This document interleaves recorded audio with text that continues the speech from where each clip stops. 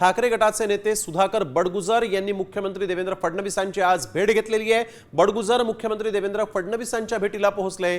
सुधाकर बडगुजर ठाकरेंच्या शिवसेनेचे उपनेते आहेत आणि संजय राऊत नाशिकमध्ये असतानाच बडगुजर यांनी देवेंद्र फडणवीस यांची भेट घेतलेली आहे आणि त्यांना एक निवेदन देखील दिलेलं आहे। काही वेळांसाठी चर्चा देखील बडगुजर यांनी देवेंद्र फडणवीसांसोबत केलेली आहे। त्यामुळे सुधाकर बडगुजर यांच्या मुख्यमंत्र्यांच्या भेटीनं आता चर्चेला सुरुवात झालेली आहे। सुधाकर बडगुजर हे मुख्यमंत्री देवेंद्र फडणवीसांच्या भेटीसाठी आज नाशिकमध्ये आपण बघतोय कशा पद्धतीने त्यांनी मुख्यमंत्र्यांना यावेळेस भेटून त्यांच्यासोबत काही मिनिटं चर्चाही केली।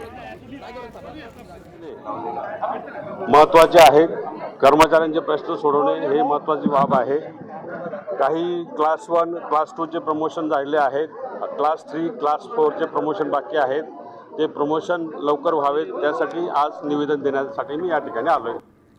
तर सुधाकर बडगुजर यांनी फडणवीसांची भेट घेतली आणि त्यामुळे बडगुजर हे भाजपमध्ये जाण्याच्या चर्चा सुरू झाल्या।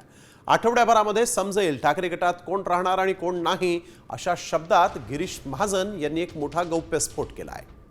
त्यामुळे येत्या 8 दिवसात नेमकं ठाकरे गटाला धक्का बसतो का हे पाहणं महत्त्वाचं असेल। आजच आपण बघतोय की सुधाकर बडगुजर यांनी मुख्यमंत्री देवेंद्र फडणवीसांची भेट घेतली आणि त्यानंतर भाजपचे नेते गिरीश महाजन यांचं हे वक्तव्य।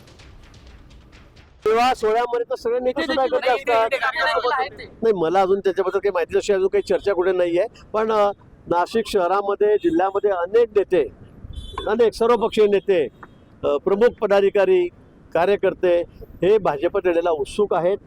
थोडे दिवस आपण वाट बघा पुढे काय काय होतं ते आपल्या आठवडाभरामध्ये आपल्याला चित्र स्पष्ट होईल।